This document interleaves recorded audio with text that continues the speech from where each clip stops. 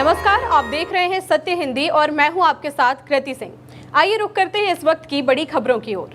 नेपाल की अंतरिम पीएम होंगी पूर्व मुख्य न्यायाधीश सुशीला कार्की। राष्ट्रपति रामचंद्र पौडेल और सेना प्रमुख जनरल अशोक राज सिंहदेल की मौजूदगी में जेनजी समूहों के साथ बैठक हुई, जिसमें कार्की के नाम पर सहमति बनी। एएनआई के मुताबिक सुशीला कार्की कुछ देर में राष्ट्रपति भवन में शपथ ले सकती हैं और इसी के साथ कार्की नेपाल की पहली महिला प्रधानमंत्री बन जाएंगी।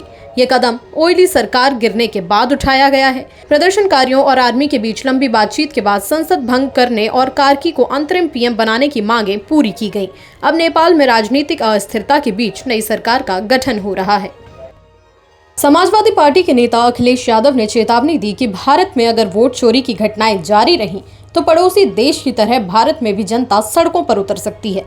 उन्होंने बिना किसी का नाम लिए कहा कि चुनाव आयोग की जिम्मेदारी है कि कहीं भी वोट चोरी ना हो। सब जानते हैं कि जब चुनाव जीतने के लिए वोट चोरी से काम नहीं चला तो उन्होंने बंदूक से डर से वोट रोकने की कोशिश की। उन्होंने चेतावनी दी कि अगर ऐसे हालात बने तो लोग हमारी पड़ोसी देशों की तरह सड़कों पर उतर सकते हैं। अखिलेश इसका संदर्भ नेपाल के जेनजी प्रदर्शनों की तरफ दे रहे थे, जिनके चलते केपी शर्मा ओली की सरकार गिर गई। कर्नाटक में सामाजिक, आर्थिक और शैक्षिक सर्वेक्षण में यूनिक हाउस होल्ड आइडेंटिटी और जियो टैगिंग तकनीक का इस्तेमाल किया जा रहा है। इस सर्वेक्षण में राज्य की लगभग 7 करोड़ आबादी कवर होगी, जिसे अक्सर जाति जनगणना कहा जा रहा है। जिन घरों में बिजली है उनके डेटाबेस में UHID लिया जाएगा और घरों को जियो टैग किया जाएगा। गणना सरकारी स्कूल के 1.75 लाख टीचर्स मोबाइल ऐप के जरिए करेंगे। सर्वेक्षण 22 सितंबर से 7 अक्टूबर तक चलेगा। टीचर्स को पहले 60 सवालों की जानकारी दी जाएगी। जिन घरों में बिजली नहीं है उनकी गणना आधार कार्ड को मोबाइल नंबर से जोड़कर की जाएगी। रिपोर्ट इस साल दिसंबर तक तैयार होने की उम्मीद है। क्रेमलिन ने शुक्रवार को कहा कि रूस और यूक्रेन के बीच शांति वार्ता फिलहाल ठहरी हुई है। रूस ने यूरोपीय देशों पर आरोप लगाया कि वे वार्ता में बाधा डाल रहे हैं। रूसी और यूक्रेनी वार्ताकारों ने इस साल इस्तांबुल में 3 दौर की प्रत्यक्ष बैठकें की हैं, जिनमें युद्ध बंदियों और मृतकों के शवों की अदला बदली जैसे मुद्दों पर समझौते हुए। हालांकि शांति समझौते पर मतभेद अभी भी हैं। रूस का आरोप है कि यूक्रेन अपनी जमीनी हकीकतों को मान नहीं रहा, जबकि यूक्रेन कहता है कि रूस वार्ता में केवल दिखावा कर रहा है और कब्जे की कोशिश जारी रखता है। क्रेमलिन ने कहा कि संवाद के चैनल खुले हैं, लेकिन फिलहाल एक विराम है और यूरोपीय देशों के प्रस्ताव वार्ता को बाधित कर रहे हैं। हरियाणा के ऊर्जा और परिवहन मंत्री अनिल विज ने अंबाला कैंट में अपनी ही पार्टी बीजेपी पर सवाल उठाए। उन्होंने कहा कि ऊपर वालों के आशीर्वाद से यहां समानांतर बीजेपी चल रही है और पार्टी को इससे भारी नुकसान हो रहा है। विज ने सोशल मीडिया पर फॉलोअर्स से पूछा कि इस पर क्या किया जाना चाहिए। ये पहली बार नहीं है जब विज ने पार्टी के अंदर चल रही दरारों को उजागर किया। फरवरी में भी उन्होंने मुख्यमंत्री नायब सिंह सैनी और राज्य अध्यक्ष मोहन लाल बडोली पर आरोप लगाए थे। हाल ही में कैबिनेट बैठक में नाराजगी जताई, जिसके बाद पार्टी ने उन्हें शो कॉज नोटिस जारी किया था। विज ने मीडिया ब्रीफिंग में नोटिस के वायरल होने पर भी सवाल उठाए। गुजरात के कांडला हवाई अड्डे से मुंबई जा रही स्पाइस जेट की फ्लाइट में टेक ऑफ के दौरान एक बाहरी पहिया रनवे पर गिर गया। Q400 टर्बो प्रॉप विमान में सवार सभी यात्री सुरक्षित रहे। वीडियो में यात्री बार बार कहते सुने गए, पहिया गिर गया। विमान ने दोपहर 3:51 पर मुंबई में सुरक्षित इमरजेंसी लैंडिंग की। छत्रपति शिवाजी महाराज अंतर्राष्ट्रीय हवाई अड्डे पर सावधानी के तौर पर अस्थायी इमरजेंसी घोषित की गई, लेकिन सभी यात्री और क्रू सुरक्षित हैं। एयरलाइन ने कहा कि विमान अपनी शक्ति से टर्मिनल की ओर बढ़ा और सामान्य संचालन थोड़ी देर बाद फिर शुरू हुआ। ये घटना दिल्ली में संदिग्ध टेल पाइप आग के मामले के एक दिन बाद हुई, जिससे एयरलाइन की सुरक्षा सतर्कता बढ़ गई है।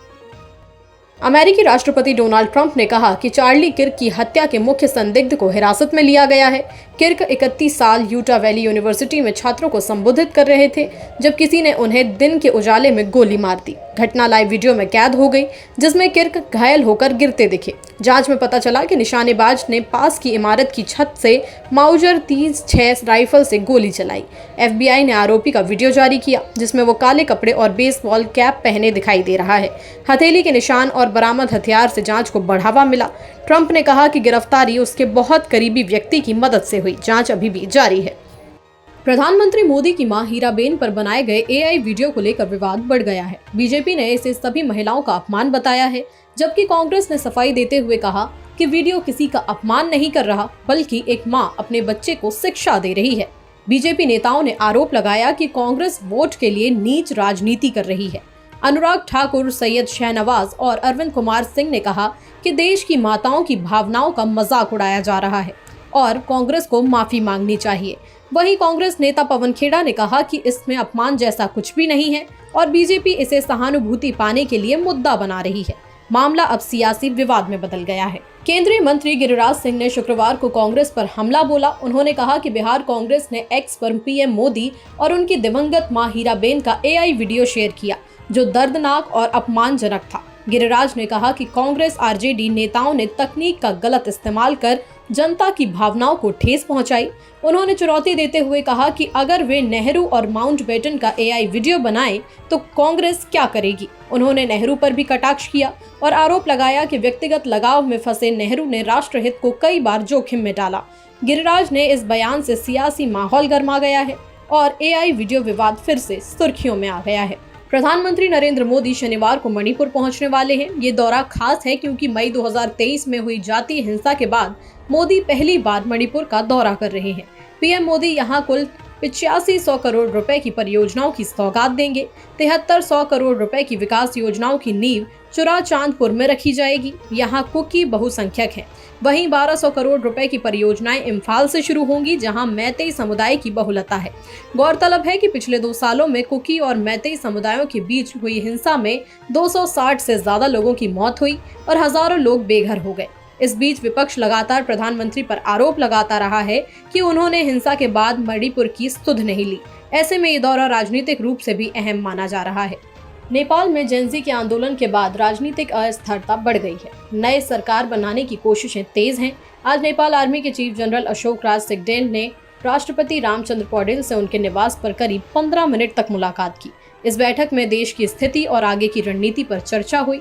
वहीं प्रतिनिधि सभा के अध्यक्ष देवराज घिमिरे और नेशनल असेंबली के अध्यक्ष नारायण प्रसाद देहल ने कहा कि संविधान और कानून का पालन करना जरूरी है। उधर हिंसा की घटनाओं में भारी नुकसान हुआ है।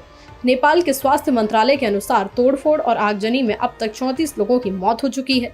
देश में तनाव बना हुआ है और सभी पार्टियां समाधान की तलाश में हैं। फिलहाल के लिए इतना ही। देश दुनिया की बड़ी खबरों के लिए देखते रहिए सत्य हिंदी।